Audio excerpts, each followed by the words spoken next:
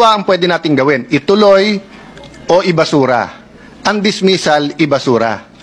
I am not proposing na ibasura. Yun nga ang pakiusap ko kay Senator Bato, and I will restate it. Yung ituloy, dalawang klaseng ituloy. Bukas, babasahin, and then i-issue yung summons. But that will not stop Senator Bato or any one of us from questioning pag binasa ng prosecutors tomorrow, yan ba ay fourth impeachment complaint? Balik na naman tayo sa step 1 ngayon. Yung remand ay ibalik sa House at and maybe I can state it, Mr. President, no? So ang aking pong amendment ay ibalik sa House at ipa-certify sa House na number 1, including the circumstances, na hindi nila violate yung Constitution in entertaining more than one impeachment complaint in 1 year. Number 2, na interesado silang ituloy ang impeachment complaint. All right mga idol, napanood niyo yun? Panood niyo yung video ni Senator Alan Cayetano. Ano sabi niya?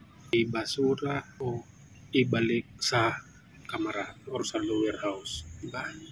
Malinaw.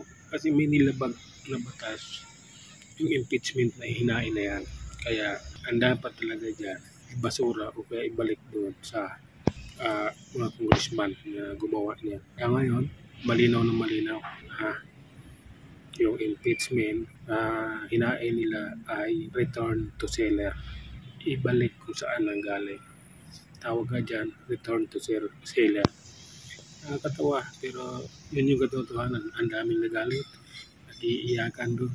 Pero mas marami yung natutuwa. Napanood naman natin kahapon kung anong nangyari. Panood natin sa video kung anong nagaganap. Diba? 18 yung bumoto, 5 lang yung umayaw. Ano yan? 2028, magkikita ulit tayo. Lalaman natin yan. Buti pa sila tulapit o bumoto na. Kasama yun sa 18. Diba? Yung 5 lang ang umayaw. Si Pimentel, si Gatchalian, si Reza, si Crispo. Ano pa ba yun? Si Abibi, si Binay. Yan. Sila yung mga umayaw. Ayaw doon sa return to seller na payag. Kaya kita-kita tayo sa 2028. Lalaman natin yan. Dahil yung mga yan, kailangan nila sa 2028 na tumakbo para manalo. Kaya aabangan natin. Ang daming nag-iiyakan ngayon. Ang sabi nila, 5 lang daw yung senador ng Pilipinas, yung totoong senador. Wow! Bakit si Reza Hontiveros, akbayan yan? Anong ginawa doon sa leader ng akbayanan ng rape?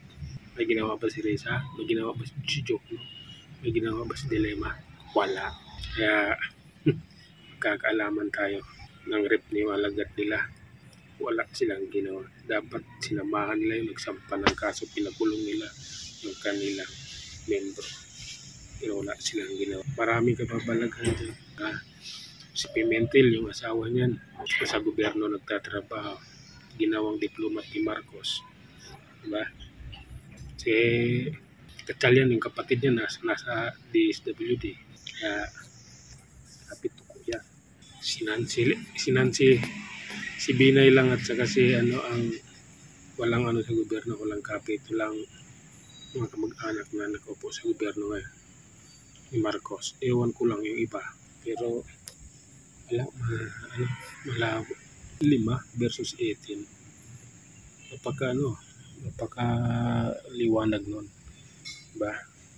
Si Bato de la Rosa yung dun, nanguna kahapon. Kaya si Bato de la Rosa yung biglang umangat yung pangalan dun. Kahit ganun pa man, masaya na yung taong bayan. Totoong taong bayan, hindi yung pinagsasabi nilang taong bayan. Yung nag-rally nga, iilan lang. Diyos ko, mga bata pa yung ko lang kamuang-muang. Kaya mga kasama, magkakaalaman yan. Ayusin nila. Babawi tayo, 2028. Doon natin pamukha sa kanila kung ano ang kanilang pagkakamali. Mali kasi yung proseso nila sa paghain ng impeachment. Hindi sinunod yung tama, kaya nagkakaganyan. Dapat sinunod nila ng tama, inayos nila yung pag-ano niyan.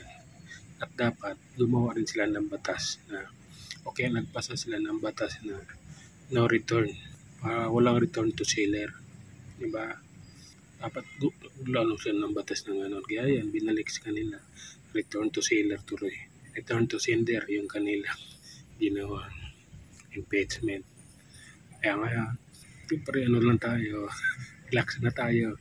Okay na tayo. Approve na yung ano natin. Yung hinihintay natin. Panalo. Maliwanag panalo tayo. Diba? Yan. Hanggang sa muli mga kaibigan.